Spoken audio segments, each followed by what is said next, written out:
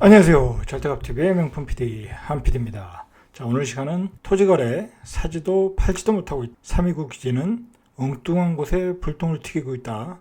자, 이 주제를 가지고 한번 이야기해 보겠습니다. 자, 바로 들어가시죠. 자, 불똥이 튀긴 제일 첫 번째 사람은 바로 부재지주예요. 부재지주에 날벼락이 떨어졌다. 자, 부재지주라는 것은 뭐냐면 땅을 사놨는데 자, 그곳에서 농사를 안 짓고 남한테 이제 남이 대신 경작을 하고 있는 땅, 뭐 쉽게 얘기해서 그런 게 바로 이제 부재지주라고 하는 거예요. 이제 부재지주들이 굉장히 많죠. 굉장히 많고 대규모의 토지를 많이 가지고 있죠.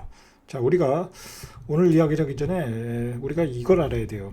보통 그 땅을 사는다는 것은 일반 서민들, 뭐 일반 중산층들이 보통 그렇게 재테크 수단으로 잘 이용을 안 해요. 뭐 제 주변에도 그렇게 땅을 많이 가진 사람도 없고, 뭐 아파트 뭐 투자하시는 분들이 땅을 사는 경우도 별로 없고, 뭐 주택 사기도 어려운데 땅까지 사는 경우는 별로 없더라는 거예요. 그러니까 대부분이 그 여유 자금이 많은 그 자본가층, 자 그런 분들이 부자들이 쉽게 말해서 부자들이 땅을 많이 사놔요. 자 그런데 부자들은 도시에 살지 않습니까? 자 그러니까 이제 그 크게 사놓은 땅들을 남이 대신 경작을 하고 있겠죠. 자, 이런 분들에게 이제 날벼락이 떨어진 거예요. 자, 이제 뒷부분에서 이야기를 하겠지만, 요번에 LH 사건으로 인해서 이제 그 토지 규제, 이제 앞으로 이야기하겠지만, 특히 세금 면에서, 뭐 또는 뭐 여러 가지 그 매입에 관한 측면에서, 어떤 투자에 관한 측면에서 여러 가지 이제 규제들이 2중, 3중으로 나오는데, 자, 결국은, 제가 생각하기에는 이 정부, 지금의 좌파 정부가 노리는 것은 토지를 투기수단으로 생각하는 것을 이제 투기수단으로 생각하고 거기서 자본이득, 불로소득을 취하는 것을 근본적으로 막겠다라는 거예요. 당연히 이제 뭐 여러 가지 그 부작용이 있겠죠. 지금 벌써 그 세종시 같은 경우에도 토지 시장이 최근에 좀 뜨겁지 않았습니까? 이 국회에서 땅이 내려온다고 해서 토지들이 많이 팔렸었어요. 거래가 잘 됐었어요. 매물이 좀 모자랄 정도로. 자, 그런데 벌써 이게 시장에 급매물이 나온다고 그래요. 토지의 경우에는 급매물이 나오고 있다. 자, 왜 그러냐면 이제 우리가 뒤에서 보겠지만 이제 부재지주에 대한 중과세, 그 다음에 장기 보유 특별 공제를 한다는 거예요. 철폐한다는 건. 뭐 예를 들어서 도시 근교나 시골의 땅을 소유한 부재지주들이 중도세, 양도세 중과에 날벼락을 맞았다고 그래요. 농지나 임야 등을 목적 외에 비사업용 그냥 투자로 사놨다 이거예요. 농사를 안 짓고 그냥 사놨으니까 비사업용이 되겠죠. 농사를 지면 사업용이 되는 거니까.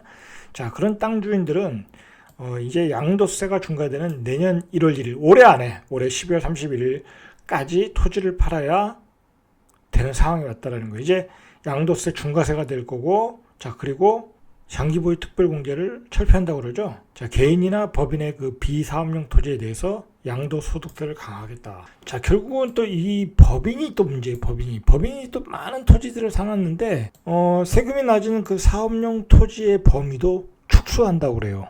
자, 그러니까 이게 LH 사태가 결국은 LH 사태의 파장이 엉뚱한 곳에서 나타나고 있다. 결국은 토지에 대한 세금이 또 증폭되고 있다. 자, 이게 문제라는 거예요. 어쨌든 부재지주가 지금 날벼락 맞았어요. 자, 부재지주들은 부자들이다. 자, 그렇게 생각하시면 돼요. 그분들에게 날벼락을 때렸다는 거예요. 이제 만약에 그 양도세 중과나 뭐 장기보유 특별공제를 혜택을 받으려면 이분들이 대리 경작을 앞으로는 못 해요. 그냥 앞으로 본인들이 이제 농사를 지어야 돼요. 그럴 수가 없죠. 그럴 수가 없는 거예요. 그러니까 어떻게 되겠어요? 금매를 내놔야 되겠죠. 올해 안에. 그러니까 토지의 가격은 떨어질 가능성이 높아요.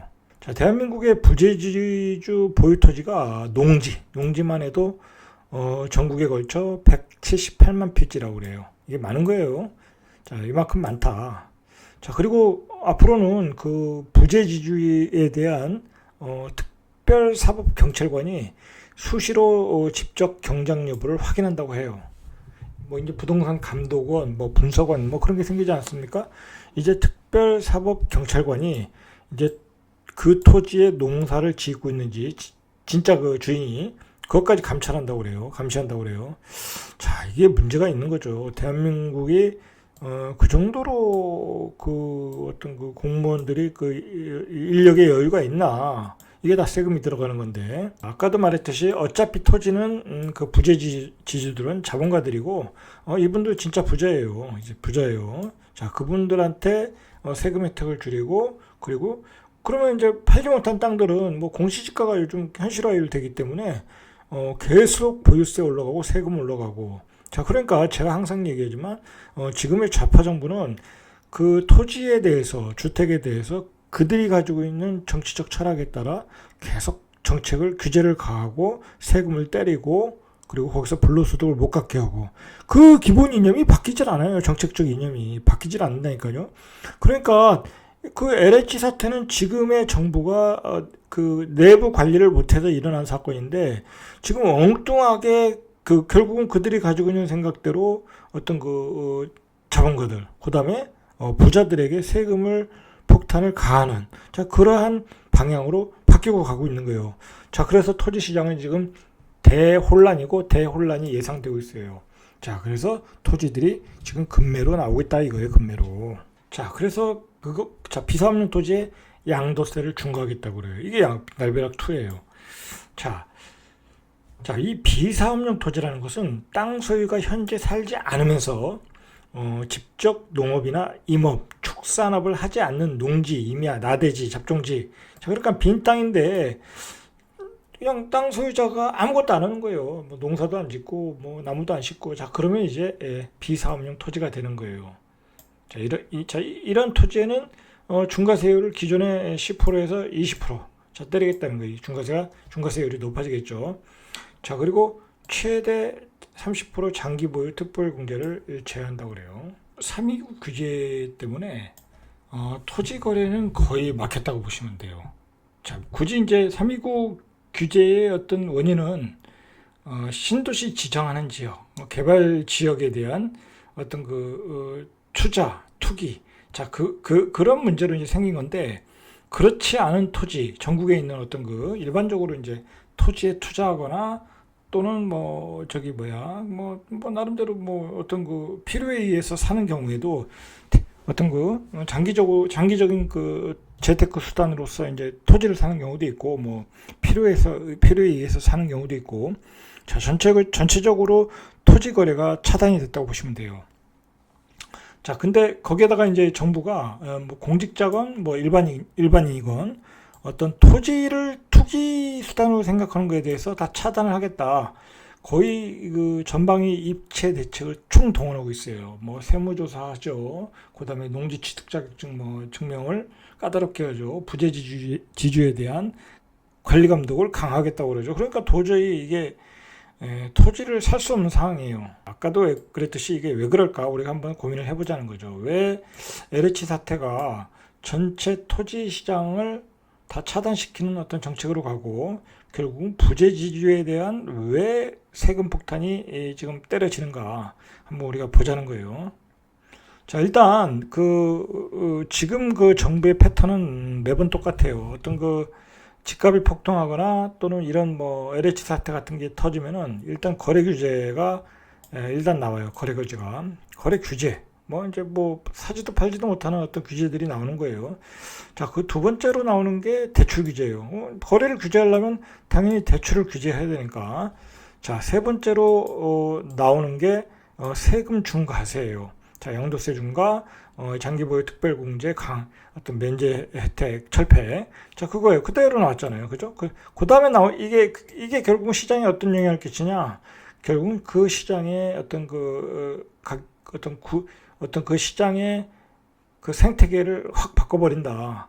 자, 그러니까 부동산 시장에서는 그렇게 해서 집값이 폭등을 하지 않았습니까? 풍선 효과에 의해서 지역적인 풍선 효과, 그다음에 이제 나머지 이제 전국적으로 이제 전부 다 조정지구를 지정하다 보니까 서울 수도권으로 또 유동성이 몰리면서 지금 서울 수도권에 아파트들, 그다음에 썩빌 그런 거 이상한 상품들이 또 만들어져 가지고 그런 주택까지 지금 투기장이 되어버렸고, 자, 그렇게 돼 있어요.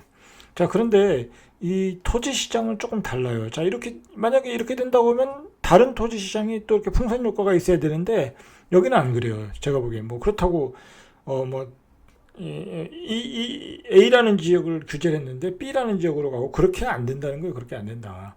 자, 문제는 뭐냐면 이게 가장 큰 문제는 그나마 이제 주택 시장을 취득세, 뭐 양도세, 대출 규제를 강화해서 어떤 그 재테크 투자에 대한 개념으로 접근하는 게 이제 차단되니까 그게 이제 한 1년 전부터 이제 토지 시장으로 좀 옮겨갔거든요. 유동성이. 그래서 유동성을 좀 분산하는 효과가 있었는데, 자, 이제 그 토지 시장의 돈들이 다시 주택 시장으로 리턴할 수 있다라는 거예요. 자, 거기서 큰 문제가 있는 거예요. 거기서 이번 정부는 좀 실수를 하는 것 같다라고 저는 생각합니다. 자, 정부가 원하는 것은 경자 유전의 원칙을 고수해라 이거예요. 자기 땅을 살 사람은 자기가 농사 지을 사람, 거기다 집 지을 사람, 창고를 지을 사람, 필요한 사람만 사라. 자, 이 얘기예요. 자, 근데 지금 현대 자본주의, 우리 경제의 체질로 봐서는 이게 가능하냐?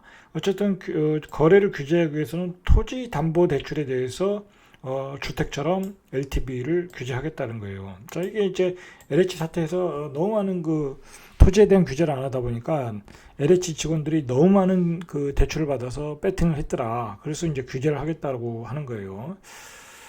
참, 이게 문제예요, 문제. 자, 그러니까 대출 규제하니까 땅을 팔기도 어렵고 사기도 어려워진 거예요. 사기도 어려워졌다. 그리고 농지 취득 자격증에 대한 규제, 경자 유전에 대한 어떤 관리 감독. 그러니까 외지인이 땅 투기를 차단해 버리는 거예요. 자, 사실은 그 제가 전 시간에도 얘기했지만 그 지방에서의 어떤 자산, 그 지방 사람들, 예를 들어서 뭐 10만 이하의 도시, 5만 이하의 군도시, 뭐 30만 이하의 도시, 자, 뭐 대전도 마찬가지예요. 대전도 150만의 광역도시도 마찬가지고 30만의 세종도시도 마찬가지, 세종도 마찬가지예요. 여기에 원주민들의 자산이 뭐겠어요? 아파트겠습니까? 상가겠습니까? 아니죠. 그죠?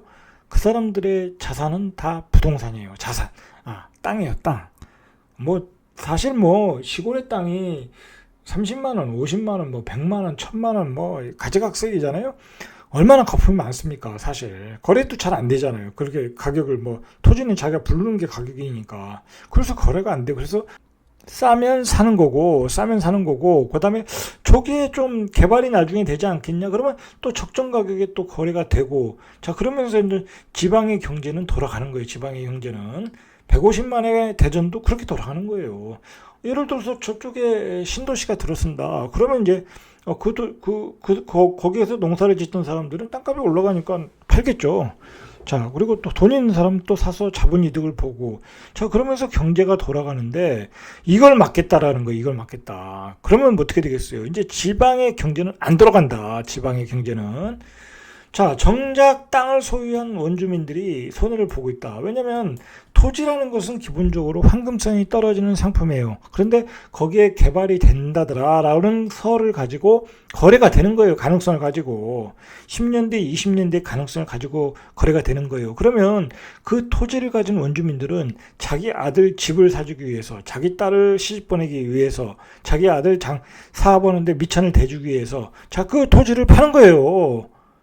자, 그렇게 하면서 경제가 돌아가는데, 경자 유전의 원칙을 고수한다는 것은 이게 사실은 1950년대, 40년대, 50년대, 뭐 60년대도 안 맞아요. 제가 보기엔 1940년대, 50년대에 맞는 얘기예요. 근데 지금 정부의 정책은 그러한 톤으로 가고 있다라는, 그러한 규제로 가고 있다. 지금 사실은 그 선거를 앞두고 막 너무나 LH 사태가 크게 보이니까, 문제가 되니까 뭐 토지에 대한 투기 순환을 막겠다고 막 쏟아내는데, 이거 완전히 지방 경제를 골로 가게 만드는 거예요. 골로 가게. 자, 왜 골로 가는지 한번 보시죠. 자, 결국은 토지에 대한 대출을 막겠다는 것은 비주택 담보 대출을 규제하겠다는 거잖아요. 비주택 담보 대출에 대해서. 자, 이거 새 규제안을 만든다고 그래요. 자, 현재는 주택을 살 때만 LTV 규제를 했는데, 토지뿐만 아니라 상가, 꼬마 빌딩, 레지던스, 이런 수익형 부동산에까지 적용하겠다는 게 정부의 방침이에요. 자, 기존에는 토지, 상가 등이 한 규제 없이 한 80%, 60%에서 80%까지 대출이 됐어요. 상가도 실제적으로 한 80%까지 대출이 돼요. 자, 근데 이거 다 규제하겠다는 거예요. 아니, 상가를 규제를 왜 합니까? 상가를 요즘 상가 팔리긴 합니까? 상가 안 팔려요. 요즘 뭐 상가 자체에 거품이 워낙 많이 껴서 팔리지도 않아요. 꼬마 빌딩 이거 거래가 많이 됩니까 이거? 예? 이거 거래 그렇게 많이 안 돼요. 그냥 사는 사람만 사고 파는 사람만 파는 거예요. 레지던스 이게 수익형 상품도 아니죠. 이거 뭐 분양만 돼도 다행인 상품이에요. 이거는. 자, 이게 오피스텔. 요즘 또 오피스텔도 말이 많잖아요.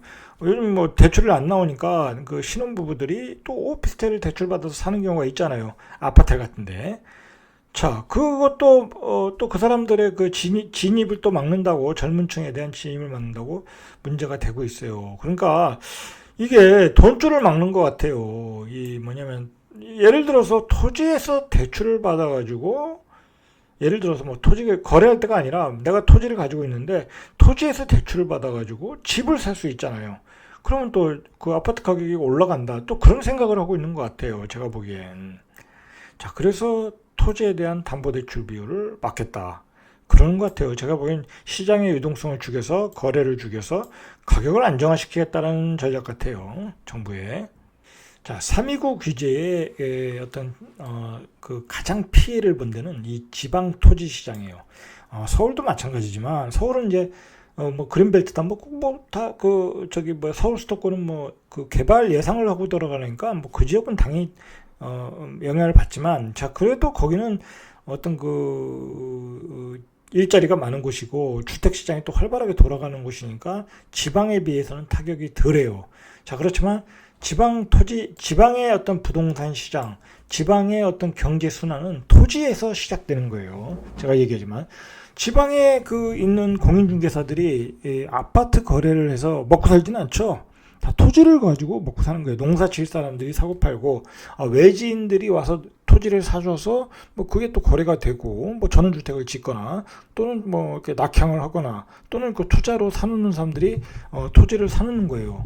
자, 그런데 이제 땅 투기로 돈을 벌지 마. 그래가지고 이제 지방 토지 시장은 완전히 여기는 전멸이 됐다고 보시면 돼요. 그 지방에 있는 공인중개사가 한 말이에요. 정부가 발표한 대책이 100% 시행이 된다면 토지 거래 시장은 죽는다는 비명이 들리고 있다. 자, 이거예요. 자, 중요한 건 지방 토지 시장이 죽으면 지방 경제도 죽는다. 그러면 지방 경제가 죽으면 지방의 민심이 어떻게 되겠냐 이거예요. 지방의 민심이. 자, 그거 정치공학적으로 생각을 하면 이 정책을 이렇게 과감하게 할 수가 없어요. 제 방송을 지금의 여당은 보셔야 되는 거예요. 보셔야 된다. 만약에 지방의 토지 시장을 묵사발 낸다. 거래를 단절시킨다. 지방의 경제가 죽는다. 자, 그러면 그 지방의 표는 다 날아가는 거예요. 안 그래도 요즘 표가 서울 수도권에서 많이 떨어지잖아요. 그죠? 여당의 지지율이. 근데 지방에서 또 그런 효과를 나올 수 있다 이거예요. 지방의 토지는 가격이 올라가야 지방 사람들이 좋아하는 거죠.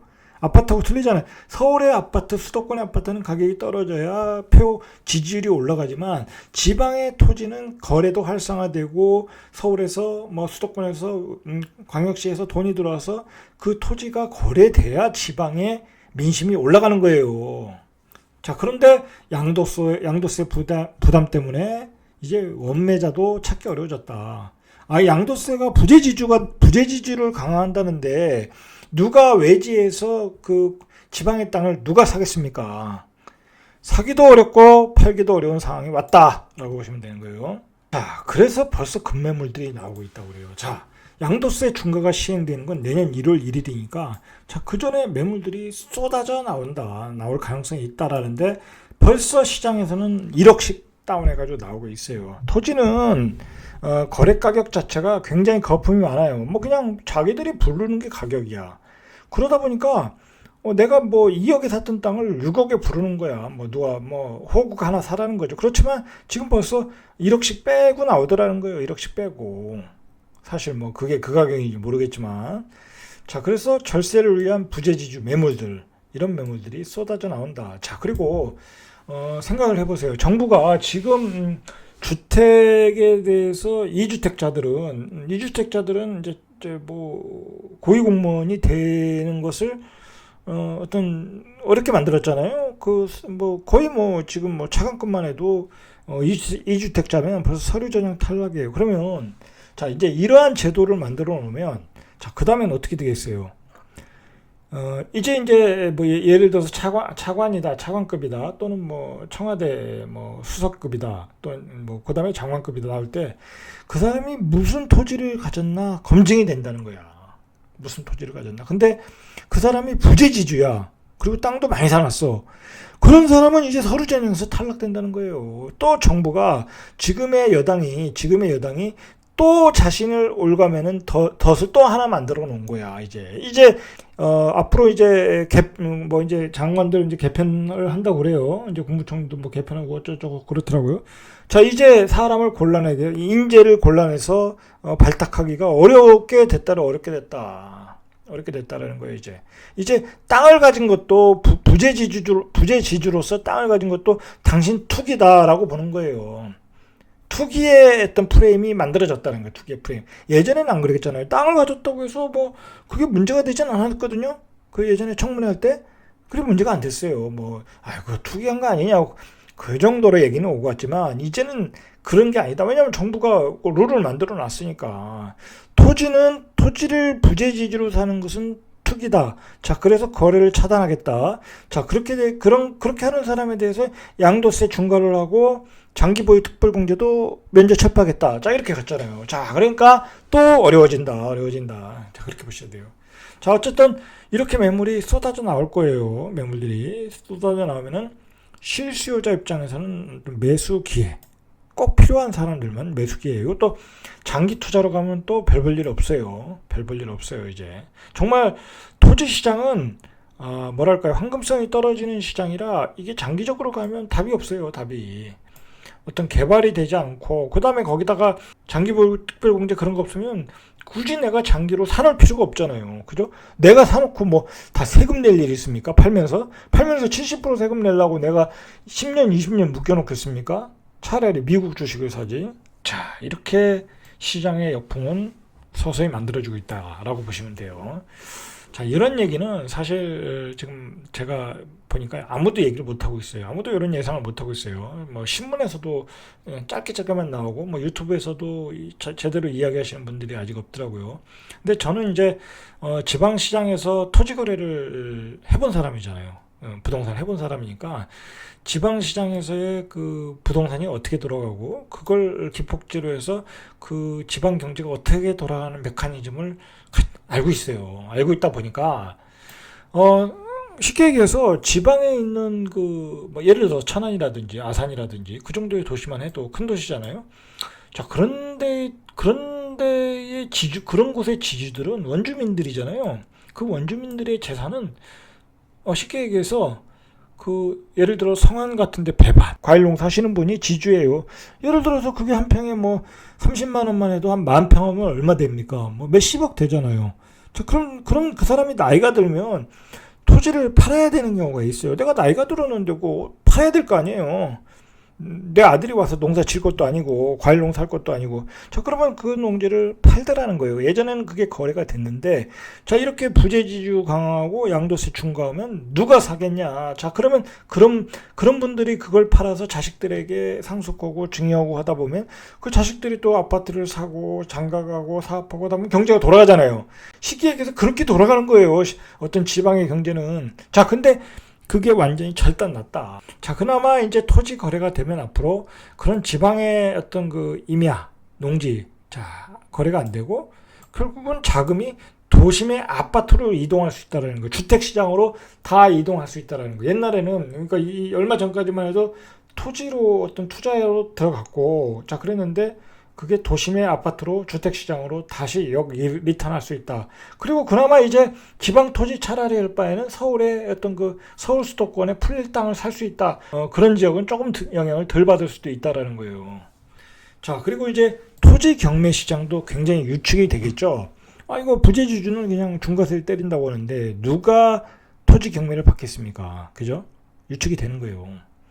자, 또 담보대출, 비주택 담보대출에 대한 규제 때문에 상가 오피스텔, 수익형 부동산까지 찬바람이 썰렁하다. 자, 이렇게 되면, 자, 상가 오피스텔은 누가 짓습니까? 그 시행사, 건설사가 짓겠죠. 팔려야 또 짓고 개발하고 시행을 하는 거 아니겠습니까? 자, 그러면 그것을 짓는 것은 노동자들이 짓는 거예요. 그러면 그 하위 계층에 계신 분들이 거기서 이제 노동으로 이제 어떤 수익을 그 생활비를 또 거기서 벌어가고, 자, 그러면서 경제가 돌아가잖아요. 그러면 이 상가 오피스텔 시장을 죽여놓으면 결국은 또 그분들의 일자리가 없어지는 거예요. 조금 공부를 좀 해야 될 것 같아요. 제가 보기에는. 지금 정부는 어떻게 보면 제가 보기에는 그런 것 같아요. 뭐 기재부, 뭐 국토부, 그 똑똑한 분들이 이러한 것들을 모를 리가 없을 것 같아요. 모르면 공부를 해야 되겠죠. 자, 모를 리는 없을 것 같은데 자세히 알지는 못하겠지만 어느 정도는 알겠죠. 왜 모르겠어요. 근데 이 정부가 이렇게 찍어 누르는 것 같아요. 야, 빨리 정책을 내놔. 더 강한 정책을 내놔. 선거가 앞에 있으니까 지금은 이렇게 강한 정책을 내놓는다 하더라도 선거가 끝나면 좀 정리를 하라 이거야. 예? 토지 시장 다 죽이면 그 돈이 다 주택 시장으로 가서 오히려 주택 시장이 또 화랑을 맞을 수도 있고, 그리고 중요한 거는 뭐냐면 지방의 경제가 묵사발 난다 이거예요. 지방의 경제가. 지방은 도대체 무슨 활력으로 돌아가겠습니까? 예? 거기에 뭐 대기업이 있어서 그냥 그 사람들이 월급 받아서 써서 뭐 예를 들어서 뭐 큰 대기업 있잖아요. 하이닉스 같은데. 그런 데는 그 사람들이 그렇게 경제로 돌아갈 수도 있어요. 자, 그런데 그런 대기업이 없는 데가 많잖아요. 그냥 일반 중소도시에는 소규모 공장들만 있고. 이렇게 지방 경제가 죽고 어떤 그 말 그대로 그 토지 거래가 안 되면 그 부동산 중개인, 토지 지주들, 뭐 그다음에 인테리어 업자들, 뭐 그다음에 뭐 그 이사 업체들 다 불만이지 않겠습니까? 전체적으로. 저 그러면 지방의 민심을, 지방의 표심이 다 날아갈 수 있다는 거예요. 지방의 표심이. 자, 그러면 정치공학적으로 봐도 이 토지에 대한 그 규제, 대출 규제, 거래 규제. 자, 이거는 자신의 표를 다 날리는 거예요. 지금 안 그래도 여당은 서울 수도권에서 왜 분리됐습니까? 보유세, 종부세를 그냥 10집에다 10가구 중에 3가구 24% 그렇게 때려버리니까, 확 올려서 때려버리니까 지금 그 표심이 나오는 거 아니겠습니까? 표심이 안 좋게 나오잖아요. 그죠? 자, 그런데 지금 이 정책은 도대체가 지방의 표를 다 날리는 거예요. 이거 안 그럴 수 있다고 생각할 수 있어요. 어거지로 생각하면. 근데 냉정하게 보면 맞다 이거예요. 맞다. 이거 나중에 한번 두고 보세요. 어떻게 되나. 자, 이거 정치공학적으로 굉장히 불리한 정책이다. 자, 그러니까 제가 앞에서도 얘기했지만 지금의 여당 관계자들은 이거 보시면은 이 토지 정책에 대한, 이번에 이제 토지 정책 규제에 대한 어떤 지금 쏟아내는 말을 좀 다시 정리를 할 필요가 있어요. 이대로 가면 지방 경제는 다 죽는다. 자, 이게 정리해 보겠습니다. 그러면 왜 이렇게 강경한 대책이 나왔나? 자, 우리가 지금 좌파 정부는 운동권 세력들이 많잖아요. 자, 이게 토지라는 게 그 운동권 세력, 어떤 좌파의 입장에서 보면 이게 토지가 사실은 착취의 수단이에요. 착취의 수단. 그렇잖아요. 옛날에 조선시대, 뭐 일제시대, 우리가 소장농 했잖아요. 그러면 옛날에 그냥 권문세가들이 일반 농민들 토지 다 뺏었잖아요. 그리고 소장농 시켰잖아요. 조선시대까지만 해도. 뭐 일제시대도 그랬었고. 자, 오직하면 박경리의 토지라는 유명한 소설이 나왔겠어요. 자, 그런 시각으로 보고 있는 것 같아요. 토지를 지금. 자, 근데 지금은 자본주의 경제는 화폐 경제잖아요. 화폐 경제. 자, 화폐 경제니까 화폐가 돌아가야 된다는 거예요. 그 돌아가는 매개체가 토지와 주택이 어떤 근본체다. 자, 근데 그걸 막아놓는다. 그럼 화폐가 안 돌아간다. 경제가 활성화를 못 하겠죠. 근데 이 지금의 여당의 강경파들은 바로 이제 이 진짜 부자들은 토지를 많이 들고 있다. 그게 부재지주다. 자, 그래서 그 사람들을 잡아야 된다. 자, 그런 강경파의 정책들이 쏟아져 나오고 있다라는 거예요. 나오고 있다. 자, 그런데 결국은 정치공학적으로 불리하다. 제가 보기에도. 생각을 다시 해야 된다. 제가 보기엔. 자, 이렇게 지금 그 3.29 대책은 굉장히 지금 뭐라 그럴까요? 좀 순화되지 않고 막 그냥 생각하지 않고 그냥 쏟아져 나왔기 때문에 그 부작용이 굉장히 많아요, 지금. 엄청나게 많아요, 지금. 좀 당장 주택시장으로 돈들이 다 쏠려가면 또 문제고, 주택시장만 해도 그래요, 지금. 정부는 아까도 그 라디오 프로그램을 보니까 이 여당의 어떤 패널이 집값이 안정될 조짐이 보인다, 이거. 조짐이. 조짐만 가지고도 희망상을 느끼고 있는 거예요. 얼마나 이게 속이 타면은. 자, 그만큼 이제 그 집값에 대해서 지금 아주 신경을 곤두세우고 보고 있는 거예요. 근데 제가 생각하기에는, 제 개인적인 생각은, 뭐 여기서 크게 더 폭등할 일은 없겠지만, 여기서 서울 수도권의 주택 기준으로 볼 때 크게 폭등할 일은 없겠지만, 중요한 것은 6월 이후, 그러니까 종부세, 보유세 세금을 내는 그 급매물이 빠진 이후에는 가격은 또 우상향 할 수 있다라는 거예요. 또 우상향. 왜냐면 지금 연말로 갈수록 앞으로 2년 동안은 또 공급이 없어요. 자, 공급이 없으면 전세가가 올라가면 전세가가 결국은 매가를 그냥 건드리는 거예요. 전세를 못 구하니까 매매로 돌아서는 거잖아요. 지난 겨울에 봤듯이. 그러한 현상이 또 반복될 수 있는 거예요. 공급이 모자르면 그건 짤 없는 거예요. 짤 없는 거다. 자, 그러한 그 방향으로 가는데 지금 3.29 대책은 토지 시장에 들어갈 그 유동성을 딱 댐을 쳐서 막아놨다는 거예요. 그러면 그 돈이 다 어디로 가겠냐? 어디로 가겠습니까? 주택시장으로 갈 수 있다는 거예요.